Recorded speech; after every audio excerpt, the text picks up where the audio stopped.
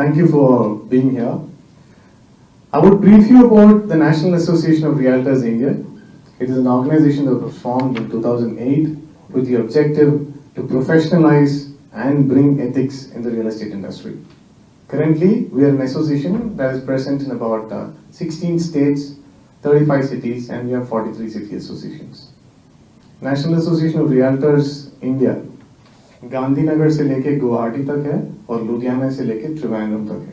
ये है length and breadth of India that we cover. हमारी एसोसिएशन की एक ही मकसद है, हम ये बोलते हैं कि भारत में 5 जो व्यवसाय है वो प्रोफेशनल्स बताते हैं, इंजीनियर्स को, डॉक्टर्स को, ऑडिटर्स को, लॉयर्स को और आर्किटेक्ट्स को।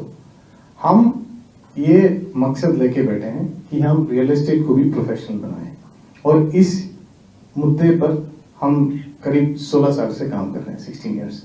And we have been associated with NAR US, which is the largest trade body for professionals in the world. NAR US is a 1.6 million member organization in the US. We have a bilateral agreement with NAR US, and that is why we have the name NAR.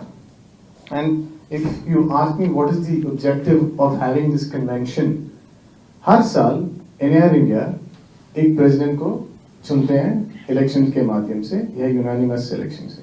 तो वो president जहां से आती है वो जगह पे हम एनुअल कन्वेंशन करते हैं। The objective of doing an annual convention is to bring all the realtors, जो भारत के हमारे पूरे रियल्टर्स हैं, उनको करीब 1500 से 1600, 1500 से 1600 realtors will come under one roof and discuss the way forward in real estate. On February 29th in Goa we have the warehousing conclave. Bharat की तरक्की के लिए warehousing बहुत important है, and the logic behind this is when 2018 after the logistics policy was passed, India's logistic cost has to come down for us to have a lot of transportation, and that being the objective of this convention, conclave, warehousing conclave on 29th February, we would discuss about what are the opportunities in India. Cities like Siliguri, cities like Goa, cities like Bhubaneswar, cities like Vizag, these are cities that will see tremendous growth in the future. In the south, you'll have Hosur, Coimbatore, Bangalore. All the metros have already seen. India's warehousing potential today stands at about 305 million square feet, and today the industry is pegged at 3 billion. It's pegged to reach 34 billion. That's the kind of investment that we have from abroad. We will discuss those points on the 29th.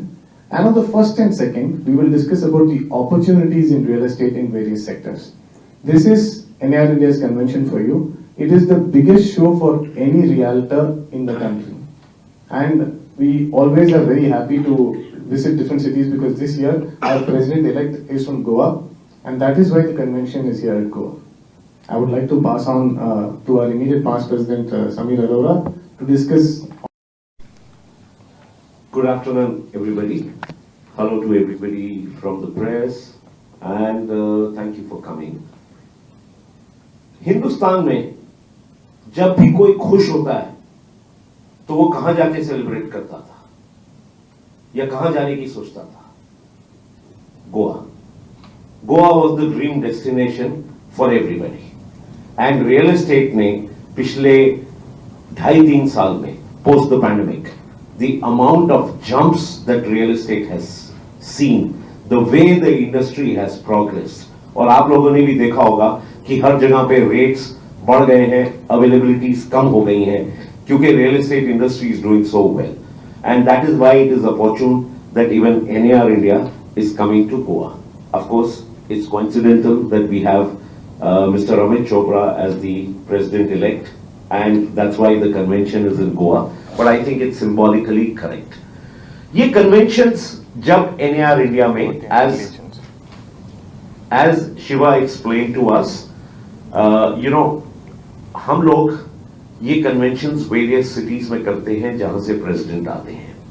This whole concept of conventions started many years ago, and every real estate stakeholder, including the developers who are mostly the sponsors, and the real estate brokers, agents, and now realtors. Realtors are only NAR certified realtors. So यहाँ पे education होती है training होती है, take training होती है, technology से क्या क्या डेवलपमेंट्स हो रही हैं, कंस्ट्रक्शन में क्या क्या नया आ रहा है, लर्निंग्स होती हैं, एंड सबसे बड़ी चीज एक नेटवर्किंग होती है। Our industry is one of the few, मैं हमेशा बोलता आया हूं कि हर इंडस्ट्री में कंपटीशन होता है। Try to elaborate on what Samir just said. I'll first thank you that you took out time despite 2 different press conferences. आप सब यहाँ आए, तो आप यहाँ पे क्या सुनने के लिए आए हैं? हमारे को बोलते हुए हमारे कन्वेंशन के बारे में और what we are going to deliver. The deliverables are very simple.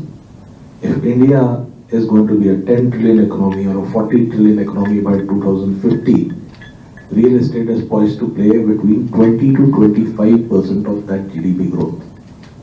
So we are already at 9%, slated to be 20% in the next 2 to 3 years, and real estate and infrastructure is the biggest driver of any economy.